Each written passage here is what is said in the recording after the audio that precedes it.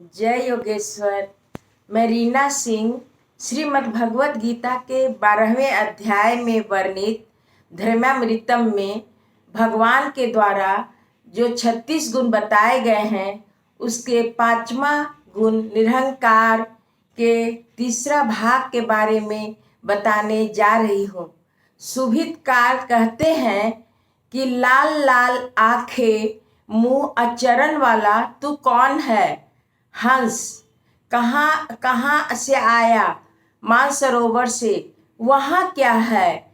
वहाँ स्वर्ण कमलों का वन है, रत्नों का ढेर है, मीठा अमृत के समान जल है और प्रबाल और वैदुर्य जैसे मणि है। ठीक है, पर वहाँ मछलियाँ हैं या नहीं? यह सुनकर बगुले ही करके हंसने लगी। शुभ्र स्वच्छ वस्त्रों वाले 4 बगुला समुद्र के किनारे चपाटी पर पिस्ता बादाम मछलियां खा रहे थे।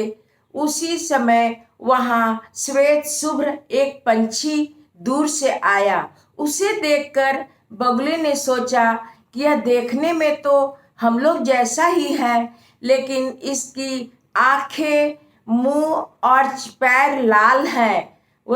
तो बगुला ने कहा, कतस्त्वम, तुम्हारे लाल लाल आंखें, मुख और चरण वाला तू कौन है?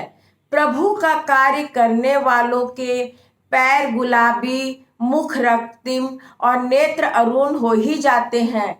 हंस ने कहा, मैं हंस हूँ, बगुला नहीं।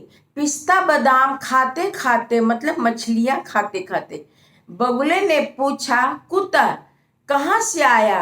कहाँ रहता है? उसने कहा, हंस ने कहा, मानसरोवर में रहता हूँ। तो बगुले ने कहा, तत्र किमस्मि।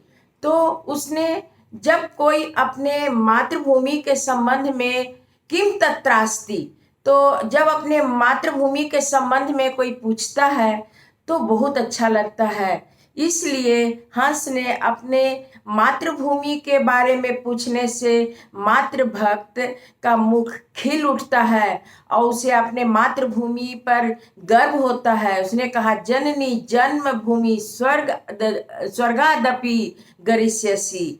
और चाहे वहाँ कुछ न भी उगते हो, कच्छी लोगों से यदि 5 कच्छ बोलने पर वे हर्ष उल्लासित हो जाते हैं। इसी प्रकार हंस ने हर्षित होकर कहा कि वहाँ के बारे में मैं क्या वर्णन करूँ।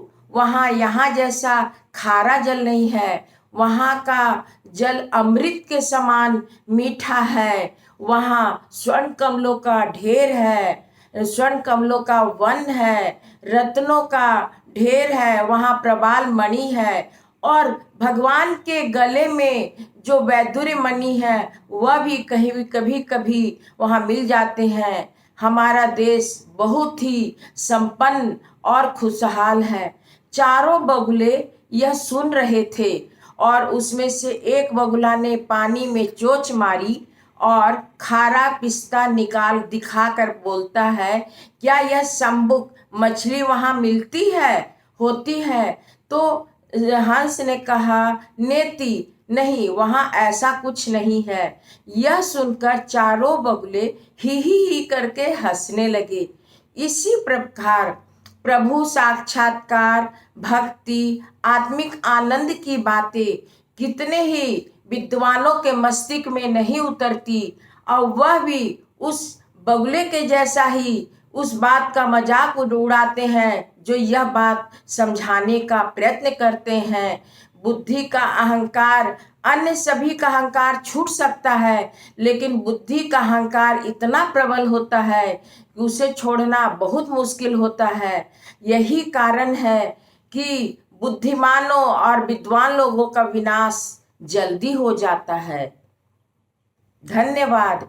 यदि यह धार्मिक धारावाहिक अभी अहंकार कम करने के बारे में निरहंकार 5वां गुण में चर्चा चल रहा है, आगे क्रमशः कल चर्चा होगी। यदि पसंद आ रही हो तो लाइक और सब्सक्राइब करना नहीं भूलिए। धन्यवाद।